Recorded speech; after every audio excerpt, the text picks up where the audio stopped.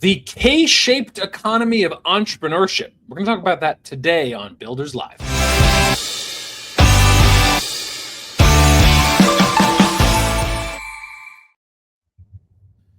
Hey, I'm Chris Wink. I'm the co-founder, CEO, and publisher of Technically. We're a news organization with a community of technologists and entrepreneurs. You have probably been introduced to the economics phrase K-shaped economy of the last couple of years, typically meaning an economy in which the highest earners and lowest earners are growing fastest, with a middle hollowing out.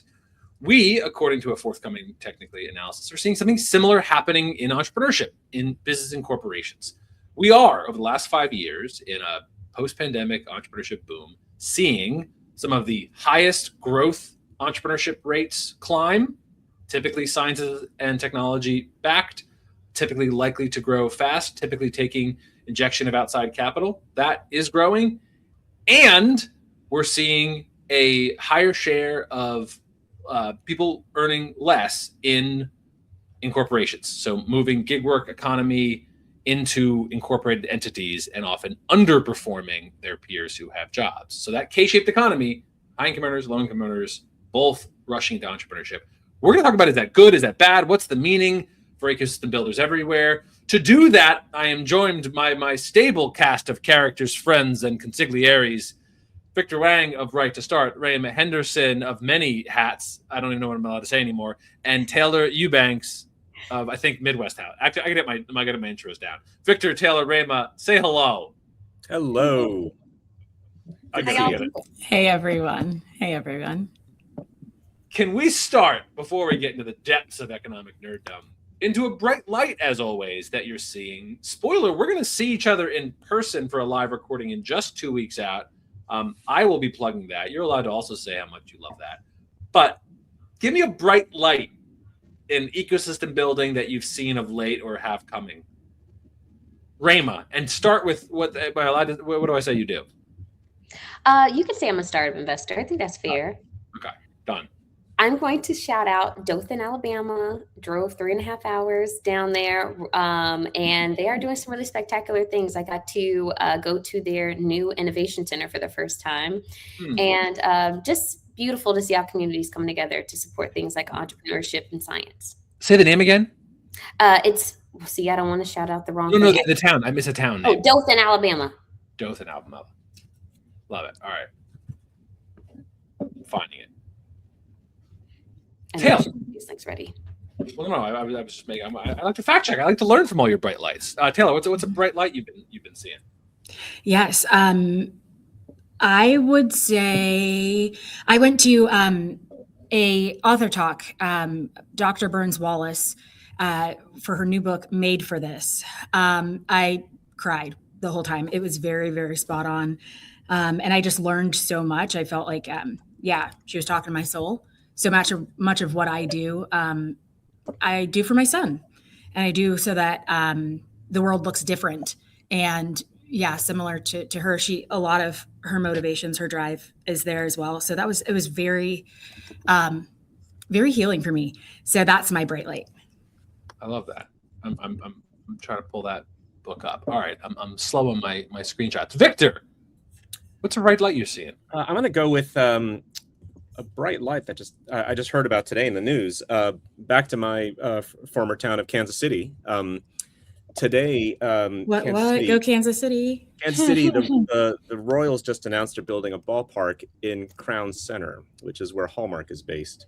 And I watched a little bit of the announcement this morning. So there's so many Kauffman angles here. John Sherman is the owner of the Royals, former chair of the Kauffman Foundation board, and he talked about the legacy of Hallmark and the Hall family.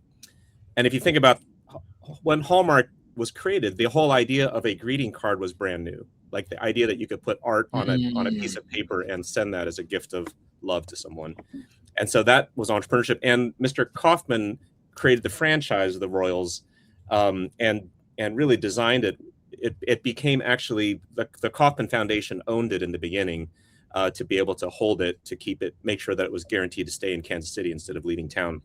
And so John Sherman today, who's an entrepreneur himself, talked about the entrepreneurial legacy of the Hall family, of Mr. Kauffman, and his own entrepreneurial legacy. And moving the ballpark right to the heart of town in the old Hallmark Plaza is sort of perfect, a perfect entrepreneurial statement on so many levels. So I just thought that was a really cool statement of the entrepreneurial legacy of Kansas City, and which is also, by the way, essentially the headquarters of the World Cup, because 4 teams are basing their headquarters for the World Cup in the Kansas City area, which is more than any, I think any other city only has like 1. So 4 teams are based in the headquarters there. It's just a phenomenal statement for Kansas City. And I love the town, miss the town. And I just thought it was cool to hear it so much in the news today. And Kansas City then becomes bellwether in so many factors because there was a concentration of capital efforts, and so much of our work has been displayed there in different forms. That's is interesting, Victor. I will round us out. Yes, the 4 of us will be together in person at the Technically Builders Conference, but I want to make a particular plug of building on the idea of placemaking to close out said Builders Conference. We're playing again the world's largest video game. It's on the side of a 29-story building in Philadelphia that has exterior lights. And here's what I think is more interesting. So Drexel professor 15 years ago shared this in passing to our newsroom. We then got dorkily interested in actually making this happen and chased down building's owner and got us access and did that. And we're doing it for the first time in 12 years again. So playing the outside of the building, this game. But what I think is more interesting and does relate a little bit to what you're saying, Victor, with the Royals example is how places tell their story. And often when we talk about storytelling, I understand the default is like blog posts and yes, but places tell stories with where they make investments, what they prioritize, what they put on display. And I think places, and so much of what I think ecosystem building is corralling resources and efforts and people to say this is how we display our priorities. And I often think people miss that part of it, which is we tell a story for our communities. So great examples. Okay. Thank you for bright lights. Friends, I regret to inform you that I'm bringing you into the depths of business and economics reporting and hoping to get your read on things. Some of our builders' lives will be social and chatty. Some of them will be in the weeds on this. I'm working on a story for Technically, and you're going to give me counsel on this. So we're doing a big, deep analysis, 20 years of incorporation data coming out of the census, and the share of, if you put 3 groups of types of incorporations into, if you analyze Americans' incorporation data in 3 kinds of groups, the highest propensity, the highest likelihood to grow and scale and employ a bunch of people or grow real fast. If you put kind of middle, which is high likely to employ but not necessarily grow real fast, cafe, restaurant, kind of commercial corridor, high likelihood to employ but not likely to grow much. And if you put in a bottom quartile, which has now shifted a lot toward the solopreneur that we know is the vast majority of incorporations, that's always been true. The 2 at the extremes are growing fast, and the middle is kind of hollowing out. So the likelihood of a business to want to grow real fast, or the likelihood of a business to not grow at all and often be likely to earn that person less than they would in traditional employment. Those 2 are growing fastest. So I want us to talk a little bit about this changing identity of entrepreneurship. The fastest growth and the least growth are what's growing fast. Do we think that's good or bad? Should we be changing that or just responding to it? How should ecosystems adapt to what entrepreneurship means? But first, pull me out of my nerddom. Did you understand what the hell I just said? And is that necessarily good or bad, or is it just a thing that's happening? Rescue me from myself. This Victor, is gorgeous. Victor, I think you should take it away. Kick us off, Victor. Rescue me, Victor.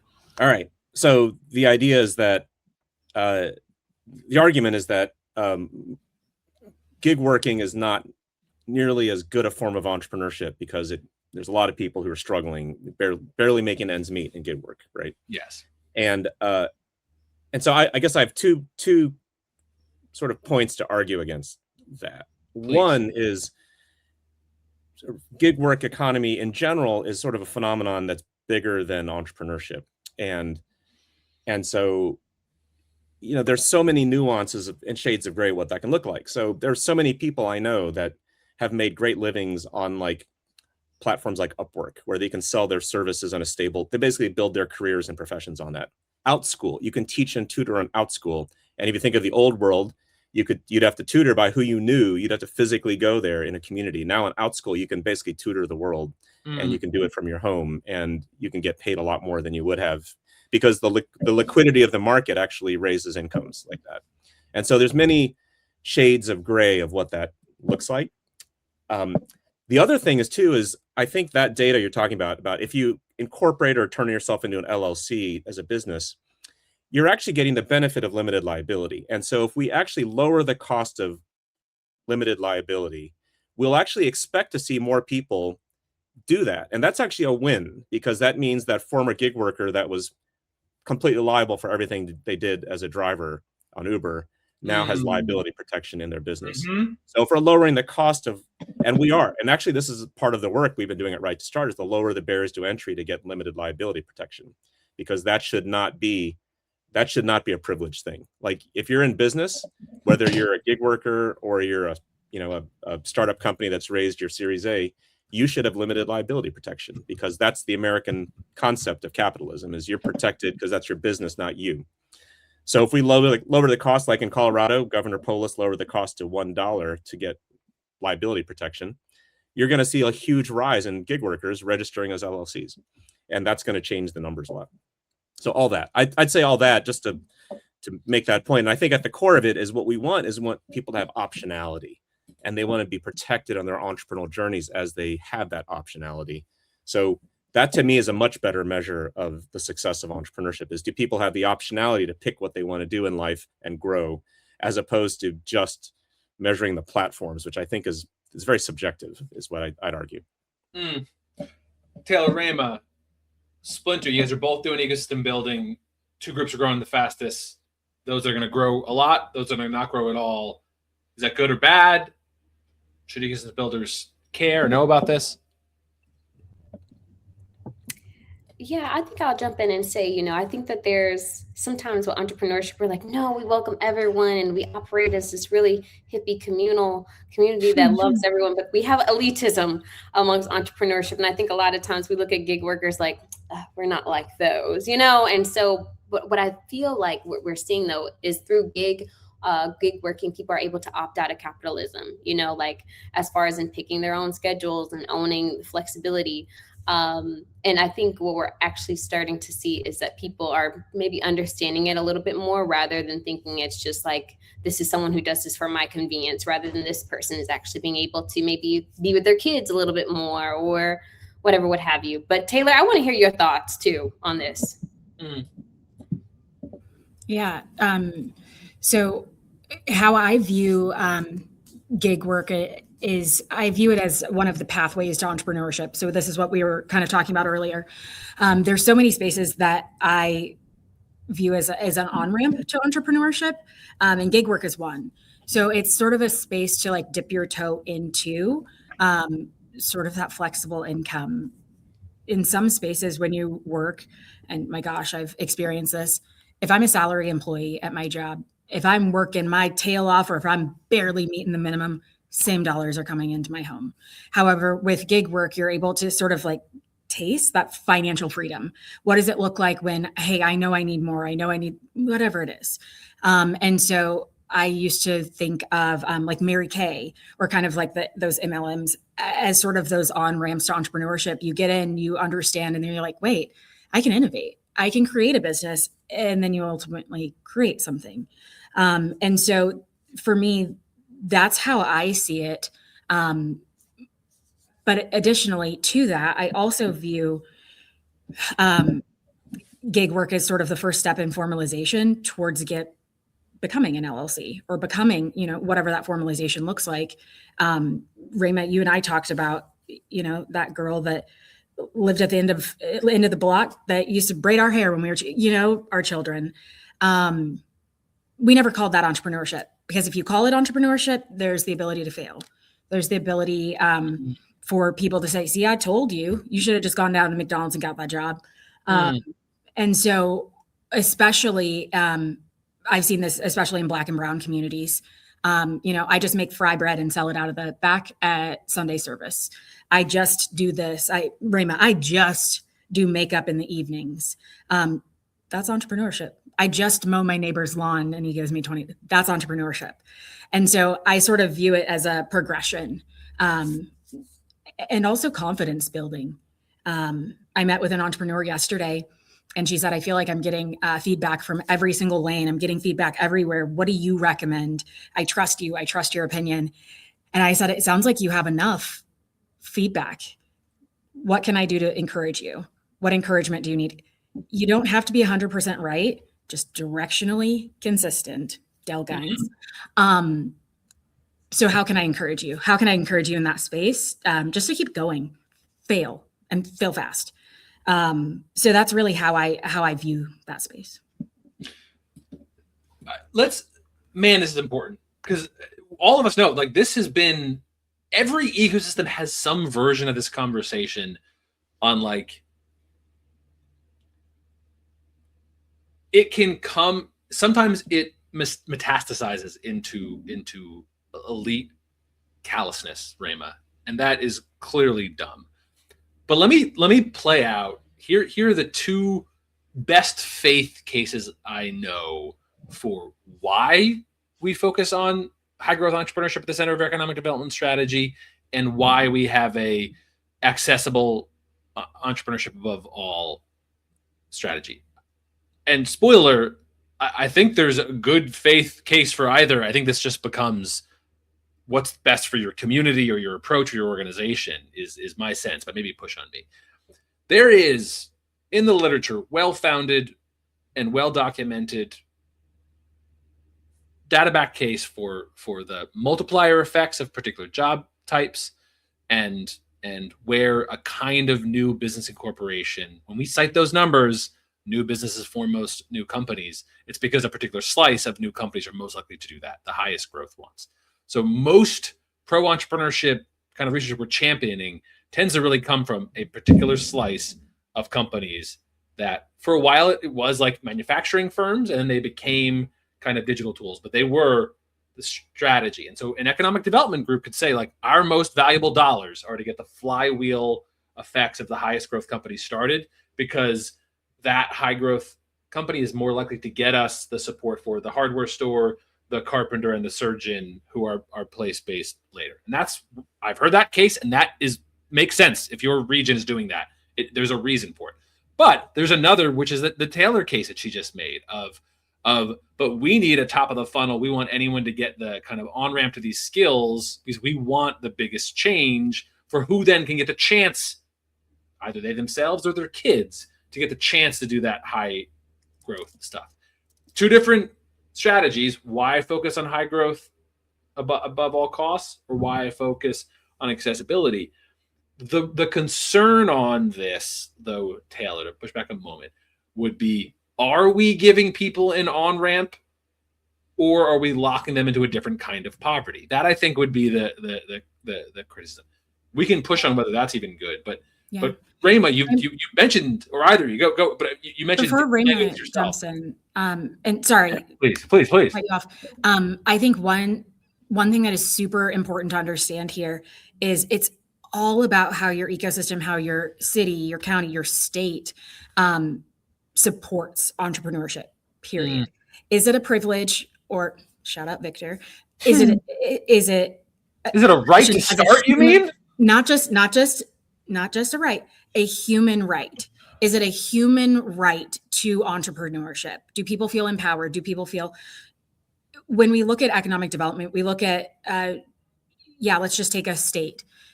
How often are states celebrating a small business that is making their first hire? But they are celebrating that major corporation that just created 16 jobs, right? I can only take one job though, but me as Taylor, I can create infinite number of jobs. And so how your ecosystem responds to entrepreneurship and positions it as a human right, I think, is paramount in both of those areas, because I'm going to be more focused on not formalized entrepreneurship avoiding that that title, the situationship, if you will, of entrepreneurship, because I don't want to fail. I don't want somebody to come after me and be like, see, I told you so.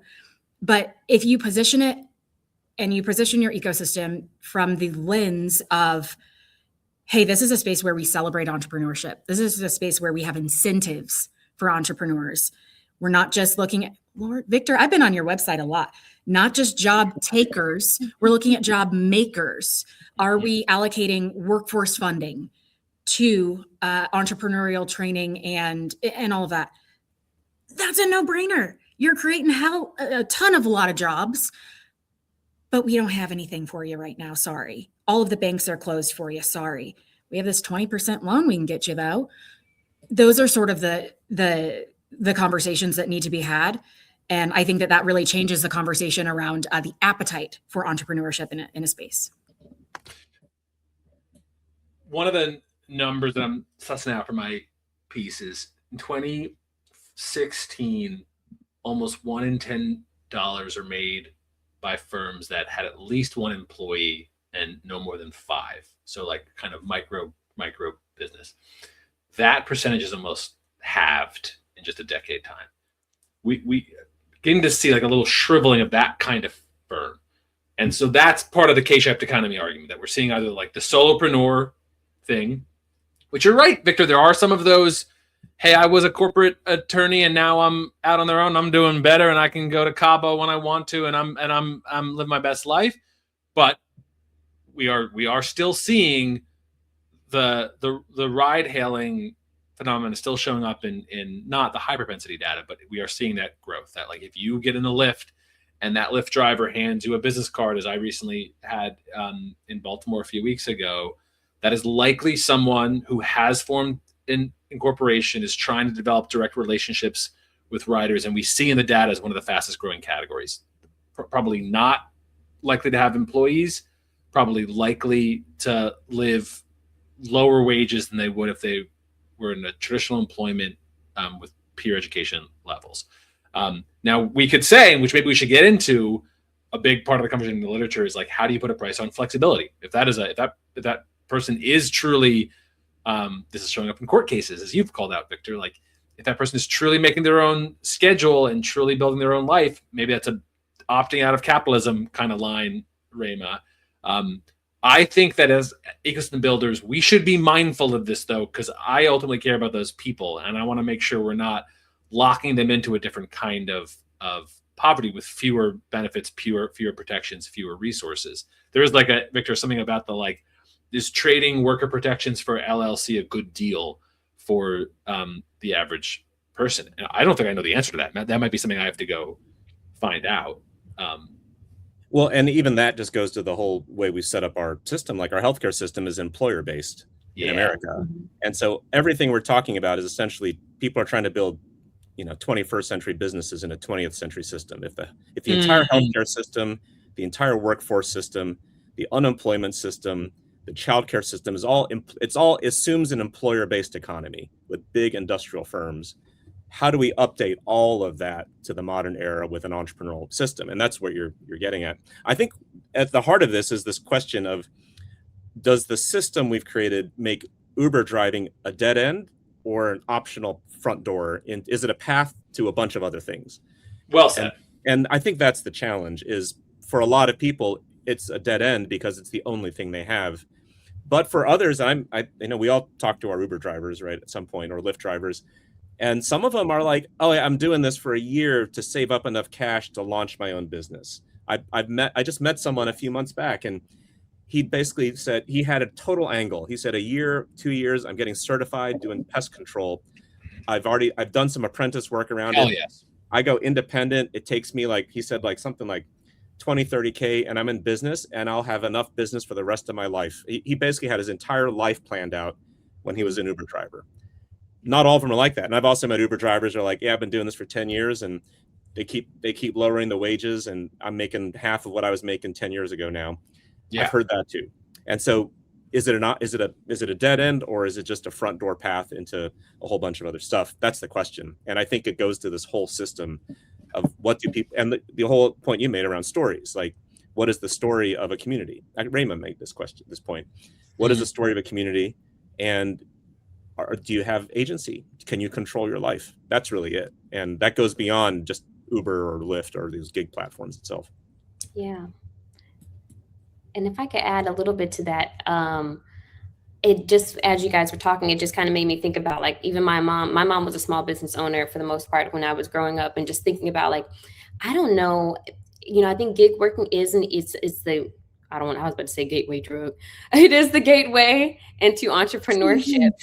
But I was thinking about my mother's entrepreneurial journey as someone who maybe is more so like an artisan, a modern day artisan of sorts. Like, things do look different, because back when I was growing up, if you sold a physical product, if you had a saleswoman spirit, and you were good at being charismatic and selling to people in person, you just went and got a kiosk at the mall, and you would give yourself a try or rent a table at the mall and be able to put yourself immediately in front of traffic. Now, if someone wants to really start a small business and it's not tech related, you are on Etsy, you are on some of these smaller platforms. People don't go to the flea market every Saturday like they used to when I was growing up, shopping looks different. So are we in this place of, like, it's just still messy of, like, what does it mean to be a small business in this modern AI age? I think we're hitting on something super big and maybe obvious. And I'm sure, I feel like a lot of times we have these conversations and I go deeper than any human should into the rabbit holes of some literature. But one of the questions you're making me think is, one, I'm sure some bright, graduate student out there, I'm going to come find your paper, has looked into, is there any evidence that some of these gig work platforms are truly at scale entry points? We probably, I will see, can find out if that's true or not. Is it more a road or is it more a dead end? Seems like maybe a knowable question, Victor, or maybe we can at least what we think, because I don't think I know the answer to that.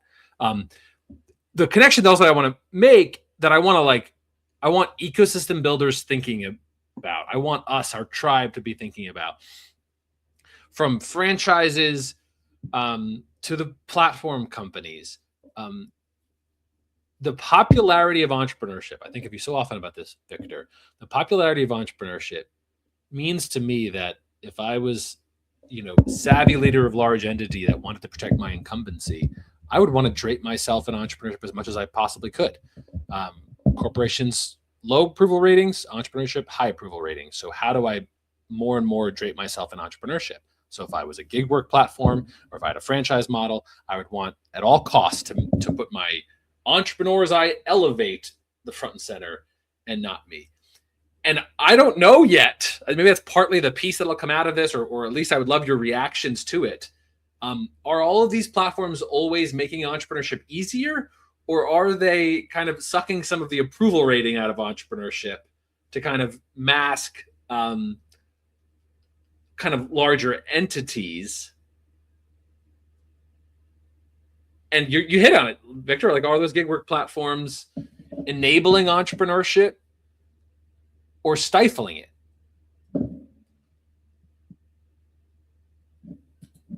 And I guess the answer is we have a lot of anecdotes on both. So I'm going to go try to find if anyone's done this at scale to know, are they more the people who have been inspired and are tutoring around the world, or are there more that this is effectively a worse job with worse protections masked up as entrepreneurship?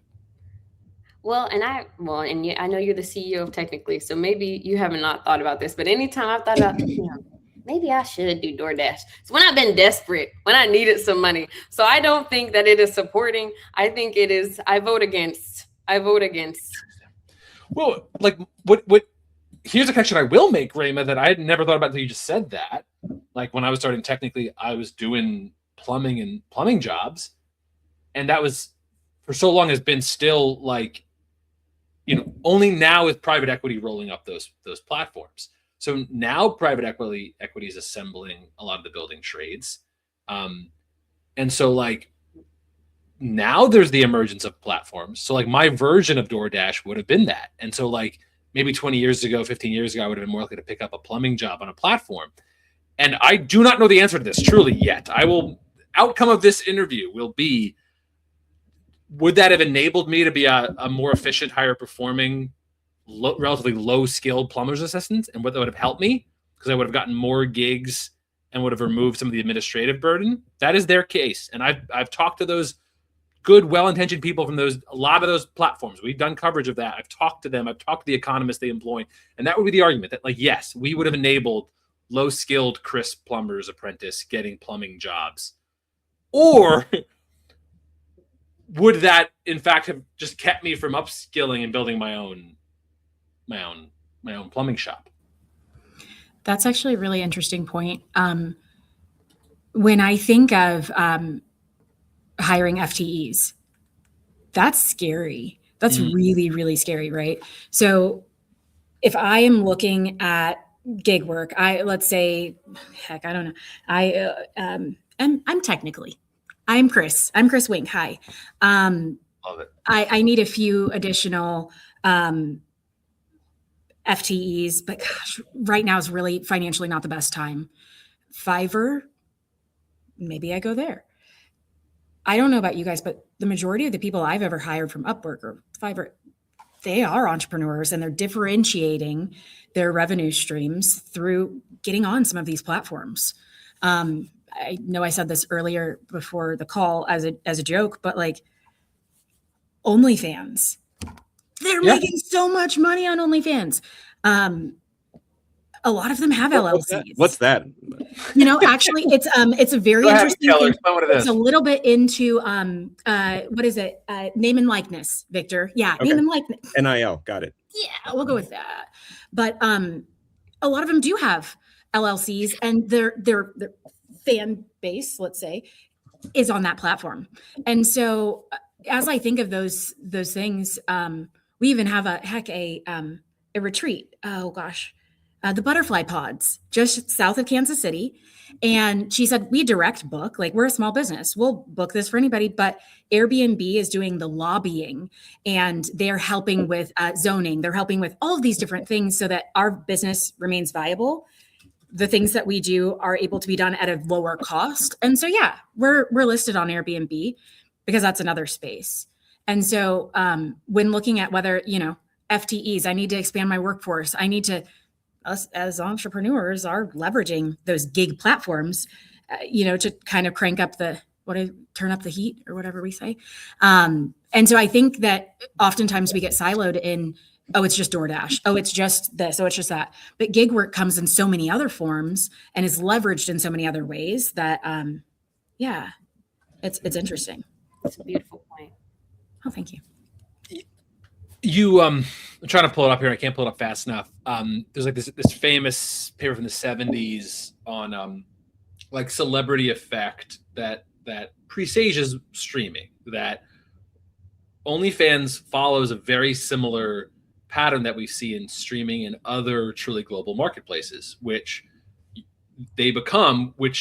backs us into this entrepreneurship story. They drive income inequality, don't reduce it. Because what network effects tend to do is the top 1% earners of OnlyFans are outrageously high earners. And that's who have Instagram accounts talking about the business of this work. But that's not most people.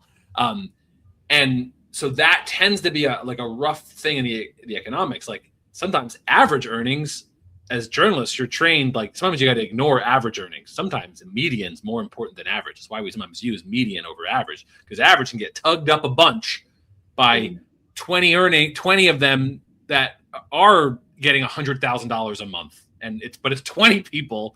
That's probably not relevant to the conversation, but that can tug up the average. So median earnings tends to be what we care a lot more about in this sort of settings. And that I feel like is what we're getting at. Are these platform companies in lots of forms lifting, and should we expect it? I don't know. Are they lifting more or not? Let me add a thought, which is, if you look at the trend lines, what the internet is doing, it's Uberifying everything. Mm-hmm. So we're moving to an economy where everybody has to be entrepreneurial, right? I mean, you talk about AI, some of the worst forecasts say half the current jobs are going to be gone. AI is going to replace half, which means half of the people are going to have to find something new. And you have to be resilient and adaptable, where you have in this kind of system where there's the boundaries and the barriers are getting broken down across everything now. So this goes, you really want to nerd out, Chris. This goes back to the economist Ronald Coase, right? This is Coasean theory. Ronald Coase asked back in the 70s, why do we even have companies at all? Why don't we just have gig workers? Theory of the firm. The theory of the firm. And he said, basically, companies exist because the cost of organizing everything together is cheaper than having everything in a gig type economy. But what the internet has done is breaking down all the barriers, where we're actually moving away from where we don't even need companies. So even 10 years ago, you needed a whole company to build a website for you. Now you can get one person with a great AI tool or a Squarespace platform and build out an entire website for you within like a day or two. So all the stuff that used to take a whole company now is being done by individuals who have all these tools at their disposal. And that's just going to keep on going that way, which means entrepreneurial thinking and skills and culture has to shift from nice to have in the old economy to must have in the future economy. That's I think what we're dealing with, and so everything's going to be a platform, right? We're all going to be platformable at some point. And so what do we do with that? And how do we create a society that can meet that moment? John Kay, British economist, has a book that came out in the last 6 months called The Corporation of the 21st Century. It has a chapter on Coasean economics in particular. But simply he's like arguing the framing of means of production, what it's moved toward is like collective knowledge is the means of production, that inside an organization, like how we get a thing done is the means of production. That could be how does Right to Start onboard someone and introduce ideas to a state and move policy, or it could be how I make a burger, or it could be how I produce high quality reporting and get someone to subscribe to a newsletter for tech. Like those are all like collectively we have knowledge.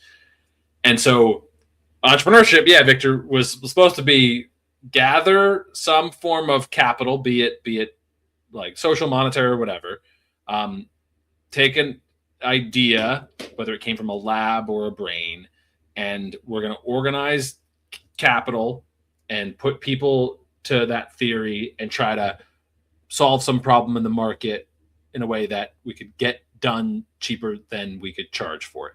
And the potential reward would be earnings if you did that well enough. Man, we're really nerding out on this call. Yes, it sounds great. So this K shape, to bring like us back to what I want to like flag for us, Victor, like, or to Taylor, you said technically. So we talk a lot about how is a class of AI tools and automations letting us do deeper work, not replace people. Logically, whatever. It's got 4 minutes. I can't go any deeper than that. But in would you want a world where none of us, like we're all one person LLCs that all had entrepreneurial training, picking and taking little micro jobs based on a platform? Maybe something feels sad about that to me. I don't know. And maybe I don't know why. Because I do feel like I'm suspicious of who wins in that world. That feels like fewer winners.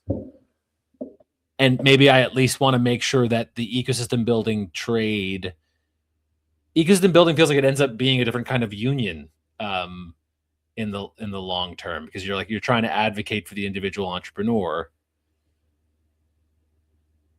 I might have gotten to a weird place there. We still like to be in person. We still generate more creative things when we're working together in a small group of people. We still organize knowledge better when we're in tight networks together, and we repeatedly, like this monthly podcast is just one example. It's like repeated networks. We build a bond, and we have a vocabulary and our own culture. We even build our own little culture, which is highly intelligent and creative and very generous of spirit here. I mean, it's just phenomenal. So that's just the way humans organize. And so I don't think that's ever going to go away. Yeah, I think that's just the nature of people will always be people, and places will always be places. That's just not going to end. And so how do we leverage that for the new platform economy? So then here's how. Okay, no, go ahead, please. Well, and I think that also not being afraid to use the title of entrepreneur. So I introduced. I'm at in the Kaufman Convention Center. We had 1 million cups this morning. I recognize 1 the million room. cups, Casey. Right. I am an organizer for 1 million cups, Kansas City, and I introduced somebody this morning as an entrepreneur within industry. She gets it. She is looking at how do we innovate, how do we grow, but she's like, I'm just an employee. No, you're one of us. When I was at the state of Kansas, I was an entrepreneur within state government. That is the hardest place to sit. And putting a name to that, I think is the next step. The second piece I want to say is the future. Well, that sounds very corny, but I'm corny. What the hey? The future is now. I think we're all like forward looking. Okay, once we hit July 4th, once we hit that 250, once we hit the whatever it is, I'm going to change. This is going to be new. This is going to be, but all of the actions and intentional steps and things that we are doing to build up to that, that's what's going to change. I go back to my privilege of being around at the turn of the century. In 99, I knew I was going to be a better person in 2000, if we made it. I knew I was going to be 2000 hit and I'm doing the same old stuff, And so I think that we have to remember July 5th is going to be the same as today. We will have spent a lot of money. There's going to be a lot more pollutants in the air. It's going to be the exact same as today. And so how do we start making those steps, knowing July 4th is coming, knowing that we want to see all of this change, knowing that we want different, what steps do we need to take today in order to get there? And so, yeah, off my soapbox. All the soapbox, all the corn box too.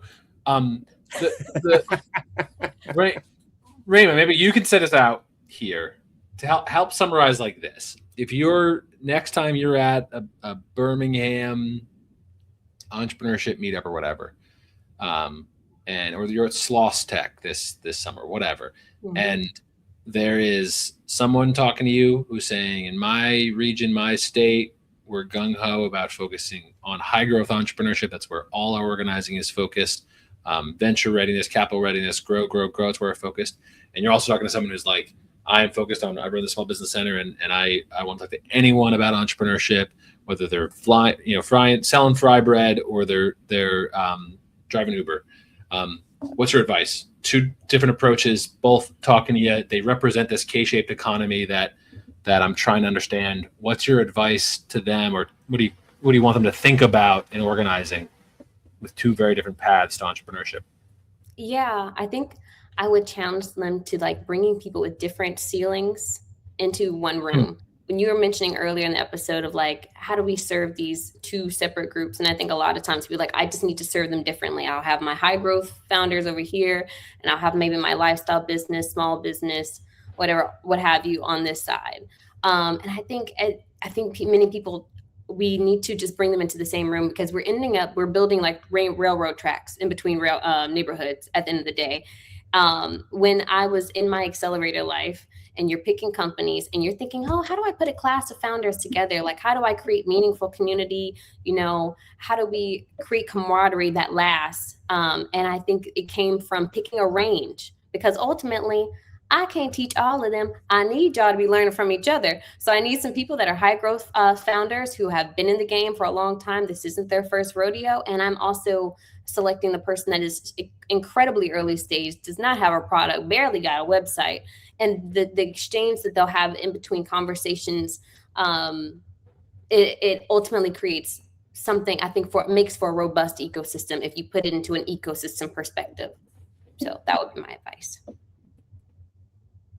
Victor, Taylor, Rae'Mah, I want to say more. I want to talk more theory of the firm, Victor, but we got to go. It ran us over. Let's meet in 2 weeks. Yeah, I was going to say, and then, we'll catch you next time. Good What a idea. cliffhanger. What a cliffhanger. Good idea. In 2 weeks, we're doing a live recording Builders Conference. It'll be in Philadelphia this year for the US Semi-Quincentennial, May 7th, May 8th. We're recording live in the morning of the Half 7th. millennial. We'll go. Half millennial. Sorry, quarter millennium. Quarter millennium, right? Quarter millennial, rather. Hold on. Quarter millennium. Yeah. See you there live. We'll pick up the thread here. Then we'll be back after that. I feel like we're collectively saying give people their chance. And what chance they want to take is a little bit more up to them. Give them. It's a human right. Yes. You need a right to start, a wise man once told me. Victor, I will be sending you my Cash App for all the plugs today.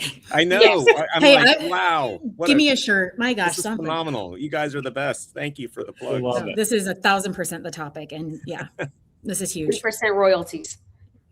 I'm cutting us off. I want to go long. I can't. Victor, Rae'Mah, Taylor, you're a dream. We'll see you next month. Thanks for everybody. Bye. Bye, y'all.